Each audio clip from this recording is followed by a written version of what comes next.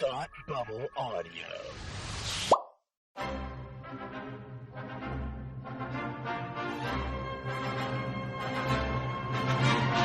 Look, up in the sky! You will never find the more wretched hive of scum and villainy. Welcome to Beer with Geeks with Tim and Frank. Who are you? I'm Batman. I am Iron Man. Your friendly neighborhood Spider-Man. Hi, Christopher. I'm Nero. My name is Inigo Montoya. You're a wizard, Harry. A couple of guys with a couple of beers and a whole lot of pop culture nostalgia. Make it so, number one. Ladies and gentlemen, the Beatles. Named the dog Indiana. Life finds a way. I am serious. And don't call me Shirley. Now sit back and crack open a cold one, because it's time for Beer with Geeks. It comes in paints. Shaken, not stirred. Great Scott! I was way off. I knew it started with an S, though.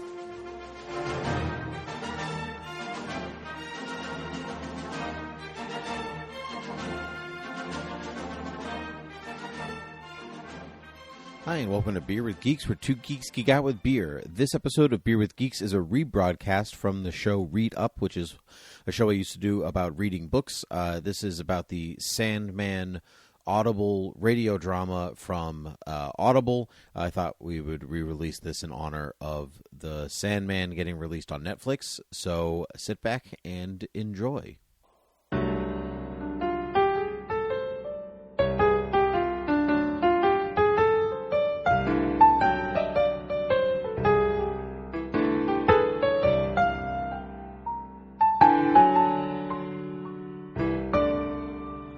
Hi, and welcome to Read Up, the podcast where we talk about books intellectually and stuff. I'm Tim, and with me, guest starring today, as he's prone to do because he's a wonderful person, is Scott from the DC Squadcast. How are you today? I am from your dreams, Tim, here to help you with your podcast.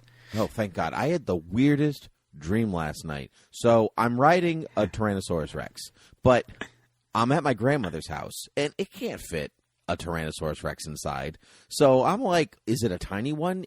Or is the house really big? I don't know what are the dimensions. It was strange.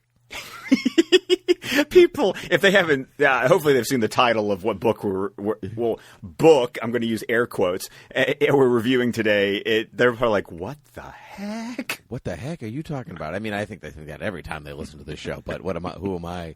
Just the host. Anyway, we're talking about the Audible adaptation, the Audible original adaptation of The Sandman by Neil Gaiman, and this one is directed by Dirk Maggs. And we don't normally just do audiobooks or audio dramas on here, but we're both white and nerdy.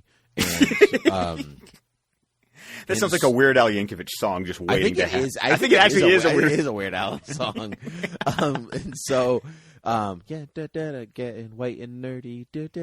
Yeah, it is a Weird Al song. But so anyway, so Audible adapted its first in the line of Neil Gaiman's Sandman, which is a Vertigo comic from the 80s, and it's come back many times over the years, DC Comics, and they're like, we can't get a TV show to work, everyone, and we can't get a movie to work, so let's try radio play, and it was great. It was amazing. I was not prepared for the production quality that this audio drama produced, because I've listened to some of Audible's, like the ones that come in their drama series, and they're usually just okay, because this isn't an audio book. This is an old school radio production, like you would listen to like The Shadow or something else back from like the 30s and the 40s. It's got music. It's got narration. It's got actors playing all these different characters. It does not feel like a book. It feels like I've turned on I'm sitting around those like radios that are like the size of a refrigerator and just listening by the fire. Yep, that's exactly what it's like. Speaking of my grandmother, I don't know why she's popped up so much this episode, but she used to listen to The Shadow. That was like one of her like jams back when it was on, which I think is so cool, because I would have been like, if I was alive, I would have been right there listening with her. That would have been cool. So anyway, the Sandman stars one of the best casts ever assembled for anything. Like, I remember when they released the cast list, and I was like, holy moly. I know. Riz Ahmed as the Corinthian, Kat Dennings as Death, Taron Egerton as John Constantine, Neil Gaiman as the narrator, because I love when he narrates his own stuff because it just feels so authentic. Oh, I need Gaiman's voice in my life. That's just basically what it comes down to. He's so good. I love him so much. James McAvoy as Morpheus, the Sandman himself. Samantha Morton as Urana Blackwell. Bebe Neuwirth as the Siamese Cat. Andy frickin' Serkis as Matthew the Raven. And Michael frickin' Sheen as Lucifer himself. What a cast. And that's just the stars. That's just... Those are the names you probably just recognize. That's not counting the fleets and fleets of people that are in this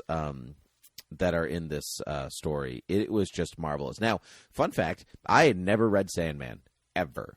This was ever. I tried reading the first volume, and I couldn't get around Sam Keith's art because I really just don't care for Sam. It's Sam Keith and somebody else. Mike Derrickaberg. I'm butchering his last name, but something of that. Yeah. But I didn't care for it, and so I just couldn't get around it, and so I was not tentative going into Sandman, but I was, because I like Neil Gaiman a lot, but I was like, I never really got into the book, so how am I going to feel about getting into the Audible original? And I couldn't stop listening. I couldn't stop. And I'm usually like a 1.25, 1.5 listener on Audible. Like I'm like speed it up a little bit. You know, we've got places to be. One speed the whole time. As it was meant to be listened, I had to hear it the way it was intended because it was so freaking good. I'm on a similar trajectory with you, with the exception of I own all the absolute editions, like the beautiful leather-bound slipcover very nice of all 5 volumes of Sandman and Death and Overture. So this actually was my kick in the pants to finally crack them open, because the Audible original drama that we're reviewing today adapts the first 20 issues of the comic, which makes up the first 3 trade paperbacks, which are called Preludes and Nocturnes, A Doll's House, and Dream Country. Right. And those are the first 3. And then for the Absolute Edition, that's the first volume. So I opened up that one giant hardcover, and that was everything that got adapted for this Audible drama. I don't have the problem with Sam Keith's art that you did. It's very reminiscent to me of Todd McFarlane's style. It is very Todd McFarlane. It's just a little more macabre, I guess, if that makes sense. Like, yes, a little more elongated. It's a little bit more abstract than McFarlane, but part of it, I think, is honestly, it's like 80s coloring, 80s inking. You know, it's like almost, it's not even so much the artist as so much like the dated art around it. You know, well, you might want to check out the anniversary editions though, because like a lot of those 80s books, like Killing Joke and those kind of things, they for their like the 30th anniversary, like they start off with the Absolute editions, they've gone back and done a recoloring.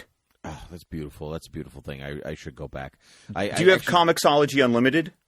No, I don't. I treat it like I do. Well, if you ever feel like you get the first like 60 days for free, and the first 3 volumes are Comixology Unlimited, so you can borrow them.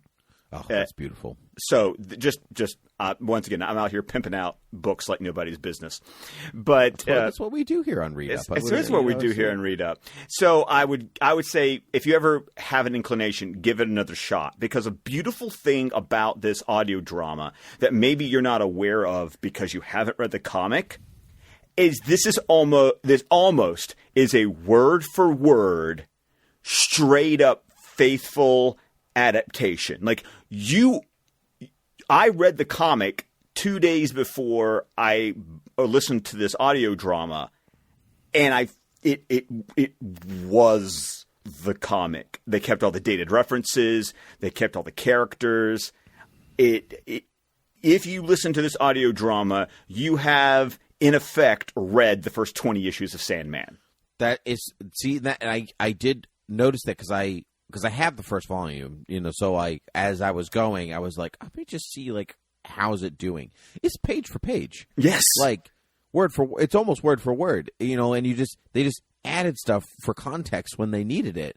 But by God, it was wonderful. What I do want to do, instead of just talking like completely around it as it being wonderful and everybody should go and get Audible and listen to it. Which you don't should have Audible, get it for free. Like, this is the one, sign up and this is your free one, But if you love books and you're commuting in any particular way, even if you're going for walks, there's nothing better than listening to an audiobook or a podcast. And so, music, who needs music anymore? No, just kidding. I'm a musician. I love music.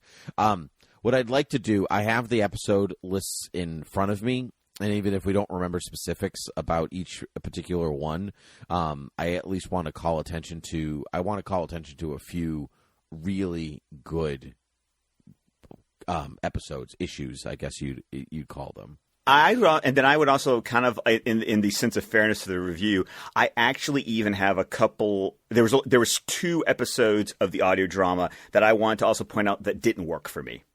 That's great. That's perfect. I think I actually have some of those myself. But starting right from the Sleep of the Just, so in the whole setup is that Morpheus, the Lord of Dreams, is captured by this, wizard, magician person, blah, blah, blah. And he just spends a long time in captivity. And it goes like, it just kind of the story works around him in captivity. I think from a storytelling perspective, your main character not saying anything for such a long time is really interesting. Yes, especially when you've got frickin' James McAvoy as your main character. Yeah, and he actually recorded his bit during quarantine, because he was on the West End doing a play, and and he asked if he could record in like late February or something like that, like when the play was done, so he wouldn't strain his voice. And they're like, "Yeah, sure, you'll be the last one, no big deal." Then everybody got stuck in their houses. And so he made a makeshift recording studio in his closet, but he was able to listen to every single buddy's performance before recording, so he was actually able to play off of what they were bringing in their performance, which really, I think, helps him quite a bit. Oh, that's amazing, because a lot of this production, you saw behind-the-scene pictures, because one of the day players, if you want to call it, Ray Porter, who, for various other reasons, the MVP of this audiobook, if I must say so. He is Wesley Dodds, the Sandman. He's Beelzebub. He's Richard Burbage. Richard Burbage. He is the best.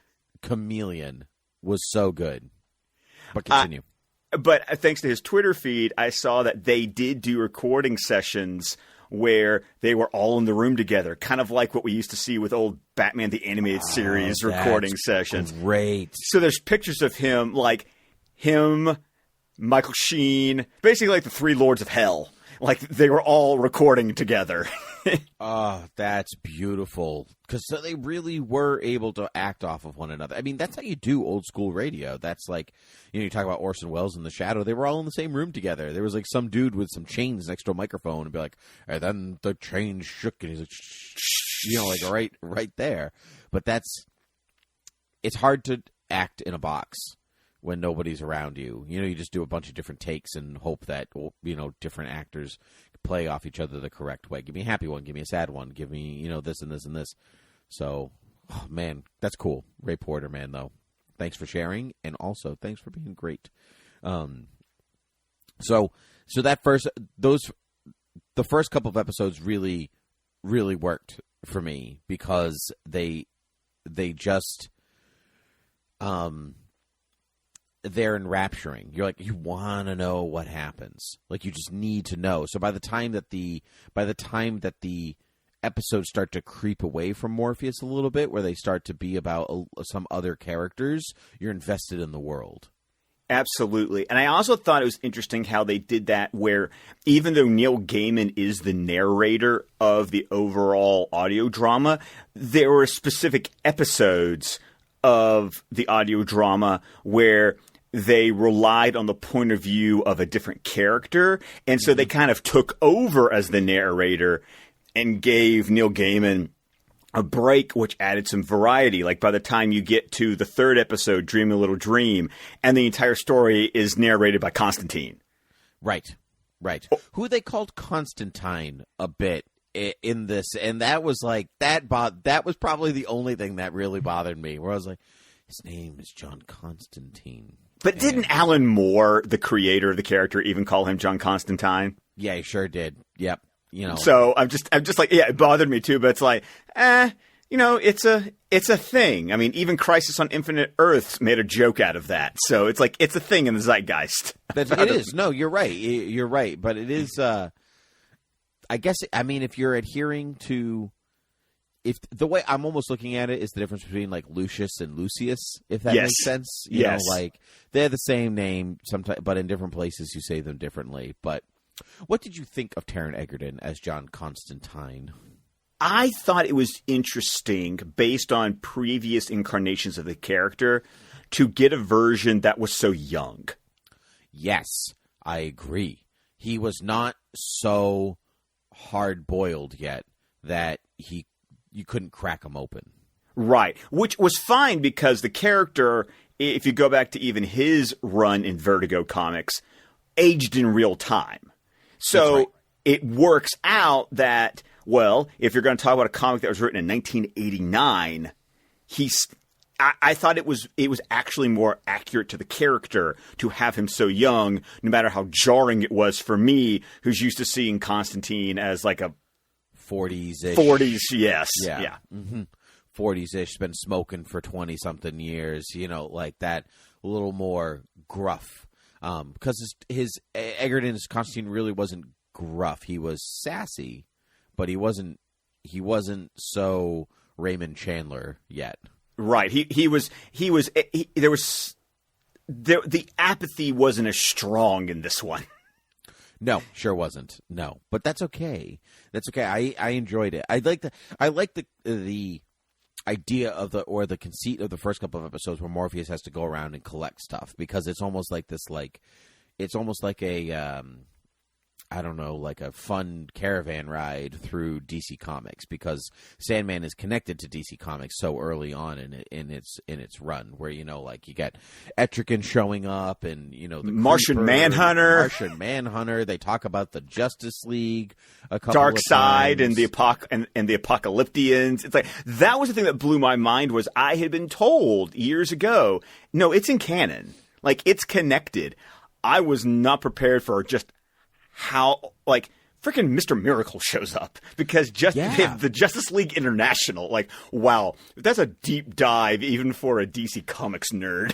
I agree, but what is so crazy and cool about it is that they didn't change the dated reference. Like, they didn't take Sandman and be like, okay, well, let's put it in 2019 or 2020 or something like that. No, it's happening at the time that the comic happened, like, which I thought was very cool of them, because they hope to do more. I mean, I think they will. I mean, this has been extremely successful, so it's got a 5 out of 5 rating, or 4.8 out of 5 on Audible.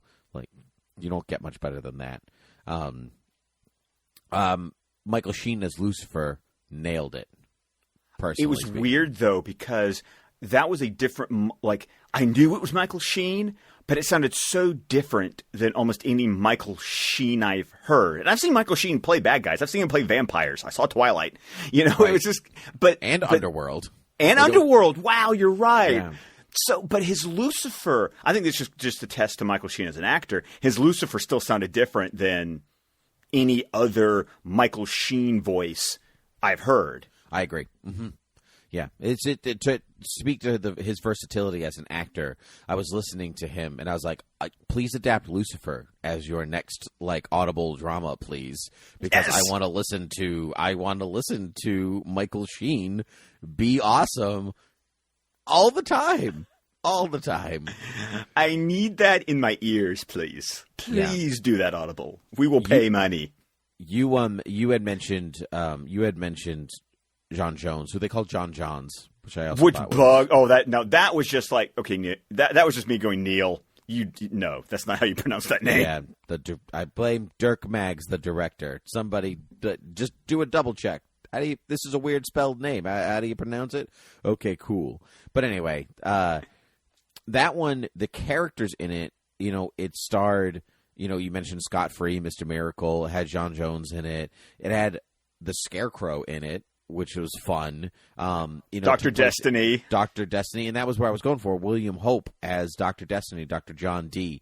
And I think Passengers in the next episode after that, 24 Hours. Oh. Amazing. I think the listen was worth it, I think, just for 24 Hours. 24 Hours was actually one that almost triggered my anxiety. Like, I have a condition, and 24 Hours almost triggered me because the sound effects and the production.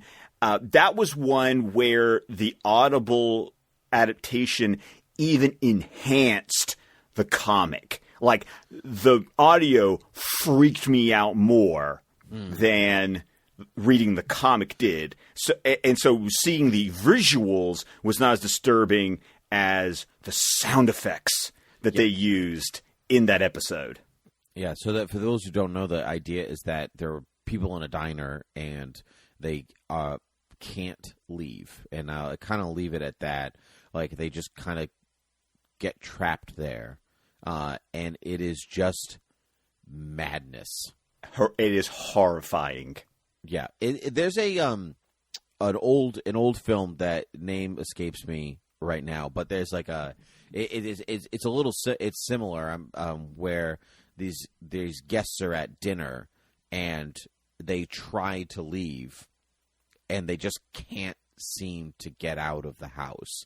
Something always just pulls them back in. So it becomes this very claustrophobic film. And it was, it's wild. And this one it's just as wild, if not wilder. Yeah. So that was one of those cases where I was like, no, this one improved on the comic just because of the production value. That's how powerful 24 Hours was. What was the next? Because we're getting, there's just so many good ones. We could literally just almost go episode by episode, but we're getting close to one of the two episodes that for me, I was like, didn't work. Okay. Well, I mean, I don't have to say everything about anything, but it's like episode 8 is The Sound of Her Wings, which is the introduction of Death, Kat Dennings as Death. Which I thought really worked. I thought that was really strong casting. Absolutely. I think even Neil Gaiman said it was weird for them because they cast her because she actually looks like Death. She does. She looks like the way the character is portrayed in the comic, even though they were just casting her voice. Yep, absolutely does. I thought she had this real sense of playfulness, but also melancholy, but also this like warped understanding. It was this wisdom that she had that Death has in the comic. Like, it's okay because there's nothing threatening about Death. That's kind of the point. Death is not something to be afraid of. Yes, exactly. It was and the cyclical nature of it. Like, I'll see you again, I'll see you soon. Like this. Really good play in it. One that didn't work for me, and I really wanted it to, was Tales in the Sand, which was the African Sandman story. I don't know how else to describe it because it's like a folk tale. It's a folk tale. It's like an Anansi story. Yes, and I think I needed the visuals for this one to help me because I had gone through 8 episodes of listening to particular voices to particular characters, and everybody got changed out except for Neil Gaiman, and it's a story, and because it's a narrator within a narrator and almost within another narrator, it's almost like a Russian doll, so like a Russian nesting doll. So I got I became a little confused in its execution. Not that I thought the story was bad. Don't get me wrong. But this one I felt like I needed to see it to appreciate it. And then, funny enough, I had that reaction with the next episode, Men of Good Fortune, which is the one where basically it's just a conversation between two people throughout time. Mm-hmm. And that, for me, was really boring and uninteresting in audio. Oh, I loved this one. Really? I loved this one. So the idea is that Morpheus, like, it basically grants immortality or whatever, right, to this random dude, and yes. They meet up every year at the exact same spot. So you get to see over the course of the centuries what that spot becomes and how that guy reacts to the world and what he learns and what he doesn't learn, and then what Morpheus learns on top of that. I actually really, really appreciated this one. Well, I think maybe I need to. I need to clarify. I don't think the story is bad. I was just saying it worked so much better as a issue of the comic that the audio adaptation didn't move the needle for me. Like some of the the reason I praised 24 Hours so much is I felt like it actually took the comic and elevated it. And Gotcha. Others are just delivering on the comic. This was one that I was like, the adaptation didn't work for me. I would skip this one and just go and read the comic book of Gotcha. this one for me. Because I liked it in the comic book. It was just the Audible adaptation of it that just didn't work for me. Gotcha. What about the next couple of episodes? Because these were all about the Corinthian, and it was like an extendedly long period of, there was like Jed Walker. It's an arc, basically. Yes. So, yeah. I will say that the Audible adaptation, I think there was one particular episode that I am blanking on that was the other one that just did not work for me. It was in this is all part of the Dollhouse arc. So we've hit the second volume of the graphic novel collections. And for the most part, I thought this Audible adaptation made this arc more interesting to me than reading the comic because, like, I gave Volume 1 5 stars. I gave Volume 3 5 stars. I only gave Volume 2 4 stars. And the Audible helped with it, but there is an episode in here that I think it is in episode 15, Into the Night. That was the one that was not as an audio adaptation. It didn't offer me anything as an audio, yes. Which is interesting because coming right off of episode 14, Collectors, which I don't want to give away the twist of what that episode's about because it's really fun when it hits you. Like, yes. Oh my God, this is what this is.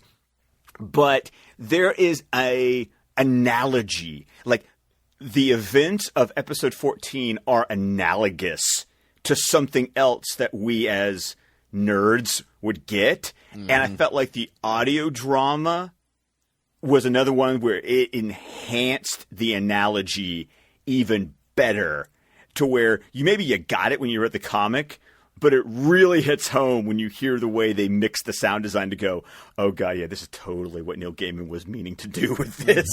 And I think that's what's really strong about this whole thing is that because he's also in on it, you can feel Gaiman's fingerprints, and so like you get what he's trying to do. Gaiman is he paints a beautiful picture with his words, and when you listen to him say his own words, he like is almost like recoloring an 80s comic himself, right? He makes it all that much more lush.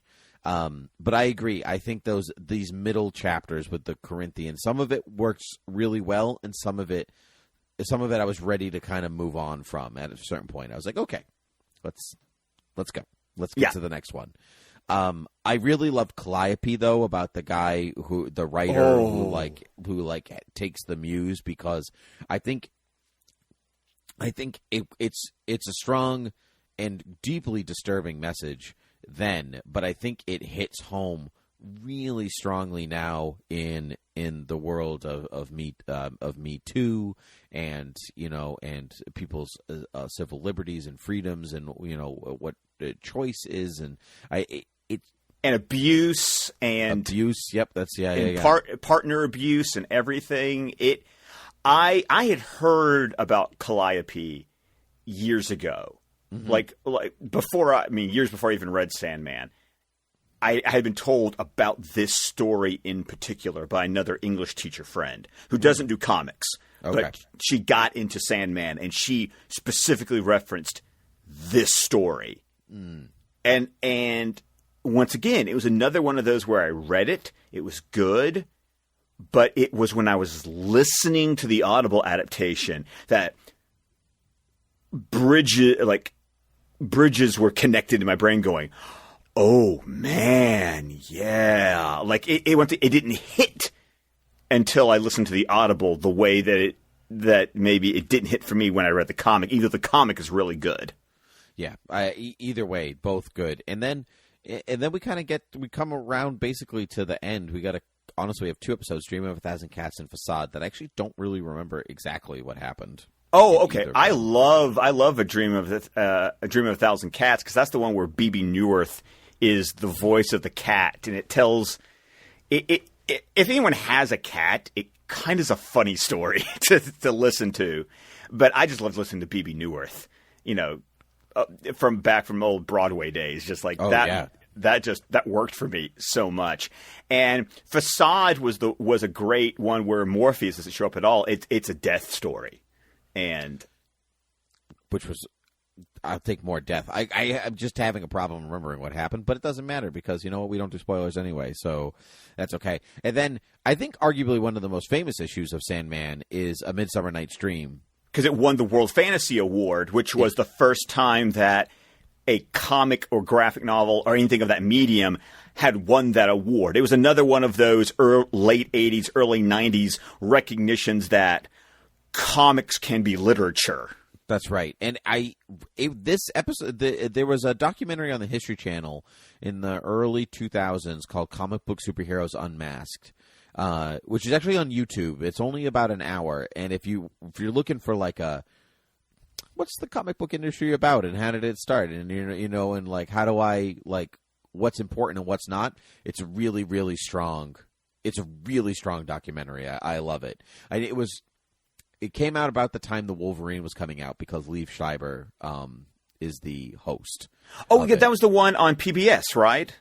No, that was a different one. The PBS one was like a 3-part series. This was definitely on the History Channel, and it was only about an hour, maybe an hour and a half. So funny that Liev Schreiber hosted both of them. So did he? I don't remember him hosting the second one. But yeah, he did. He did the PBS one. Oh, that's great. Well, he's like, oh, you're so good at this one. Come do this one too. But anyway, so this is like this is Shakespeare putting on A Midsummer Night's Dream for the characters of A Midsummer Night's Dream, basically. Yes, and it with Arthur Darvill as William Shakespeare. Also inspired casting.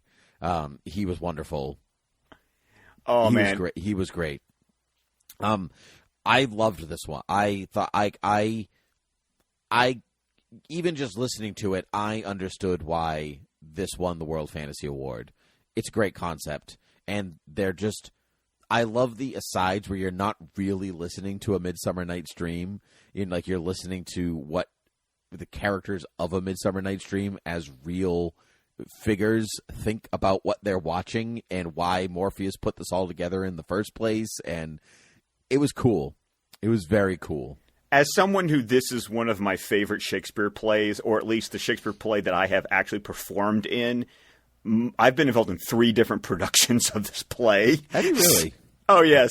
So I've been Lysander, Oberon, and then I was a stage manager in college. And so it's one of those, I'm just like, I just start reciting as soon as they start saying the play, I'm like, I just start reciting it because like I know this one way too well. So this issue and this episode of the Audible drama was just primed to go, this is fantastic. And it's also interesting that this is the one issue where they actually swap the order, because this was actually issue 19 of the comic, but they swapped it with Facade so that this is where the Audible drama ends, is on this story. Gotcha. Which was an interesting bit of editing where they go, we want to end on a bang, so we're actually, for the first time ever, going to swap the story order because they're both standalone stories anyway. Right, so you can do that. And I think it was a great way to end. It was a great way to end.